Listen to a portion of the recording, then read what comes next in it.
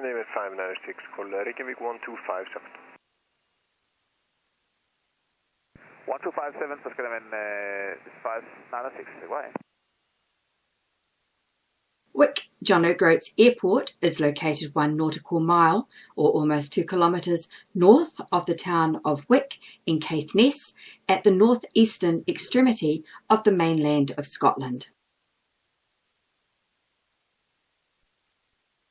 Well, here we are on our way from Iceland to Wick in Scotland. And we're sitting at flight level 090,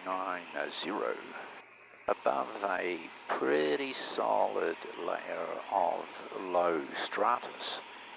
It's quite good at this level. We've got good visibility, the sun is shining, and it's very smooth flight conditions.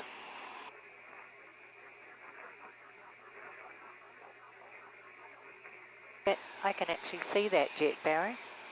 Yeah, we can see. Trail? Yeah, contrails in the sky. Yeah.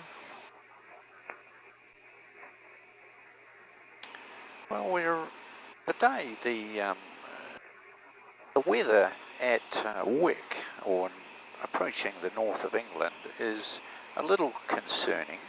We don't really know what is going to do. There's a low that's sitting off to the west of the United Kingdom, sort of hovering over Ireland actually, and a strong circulatory pattern around it.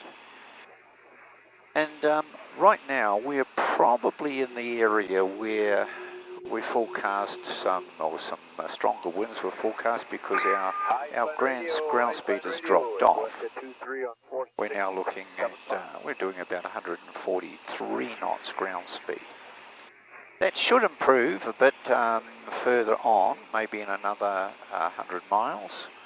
And if we've timed this correctly, the weather for our arrival at Wick will be pretty good.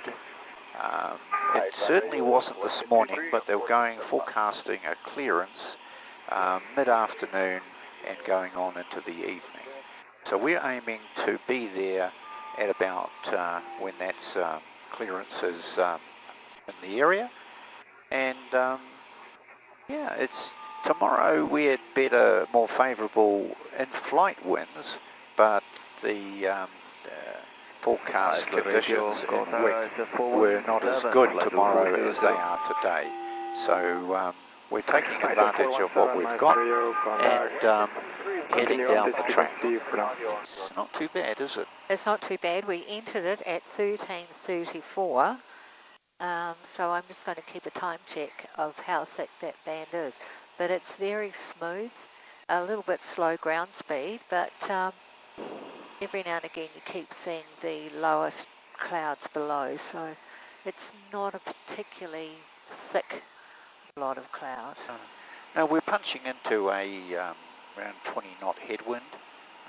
We're now in Scottish control, and I'm doing the interpreting for you. Yeah, a new jock.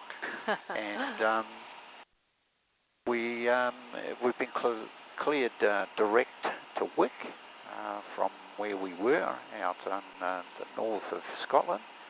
And at this point, it's about 1 hour and 13 minutes to go to Wick.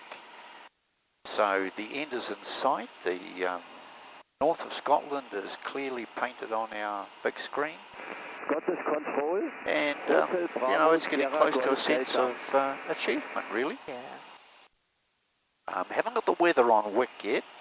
We'll get that, we'll sort that out in about sometime in the next half hour. And then decide what we're going to do in terms of approach into Wick. But right outside at the moment, yeah, there's nothing to see, just a white. But it's smooth, that's the main thing. And we've got less than an hour to run, 50 minutes to run to Wick. And the sun is beginning to shine on us. Yeah, we've judged the weather pretty well, I think. I think you did an amazing job, and I think now that you've been reading the weather in this part of the world for a little while, you're getting to know what the conditions actually are. Yeah, but let's not get complacent. We would never be complacent, Barry, never, never. Yeah. We always err on the side of caution. 3 Locate 74 Papa. And looking ahead, blue skies. That's looking really good. We're just waiting on the man from Scottish Control to come back to us with the wet weather, but my predictions are that we'll be straight in for on the RNAV for runway 13. Vehicle fixture service, it's possible request cruise level, flight level 140, flight 506 level.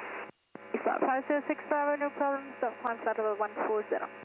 Flight 507 now. On our way down to Wick, and this is the storm system that we wish to avoid and have successfully done so. We were tracking it prior to leaving Reykjavik and sort of estimating when Wick would come clear, and as you can see, it's very much clear now in front of us where Wick is, but this system here, we're going to pass it on our right, is certainly a pretty active storm and one that we would not have wanted to tackle with. But it does look spectacular all the same.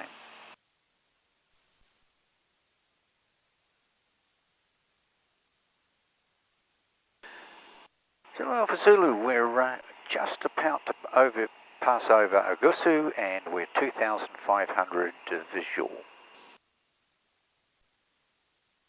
Zulu Alpha Zulu, roger, report, final approach fix, runway 13. Final approach fix for runway 13 will go.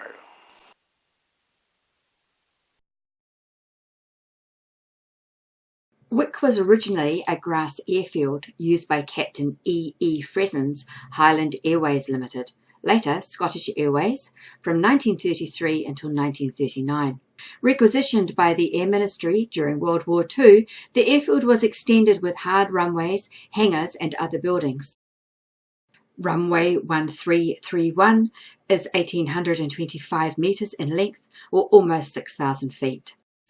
The airfield was administered by the No. 18 Group RAF Coastal Command. A satellite airfield existed at RAF Skitton. On the 21st of May 1941, a photographic reconnaissance Supermarine Spitfire, piloted by Flying Officer Michael F. Suckling, took off from Wick and flew to Norway in search of the German battleship Bismarck. If the Bismarck was to break out into the North Atlantic, she would present a significant risk to the ships supplying Britain. 320 miles to the east of Wick, Flying Officer Suckling found and photographed her, hidden in Grimstad Fjord. This information enabled the Royal Navy to order HMS Hood and other ships, as well as aircraft, to take positions intended to track the Bismarck and prevent her from entering the North Atlantic. In ensuing battles, Hood was sunk and later Bismarck. German battleships and battle cruisers never again entered the North Atlantic.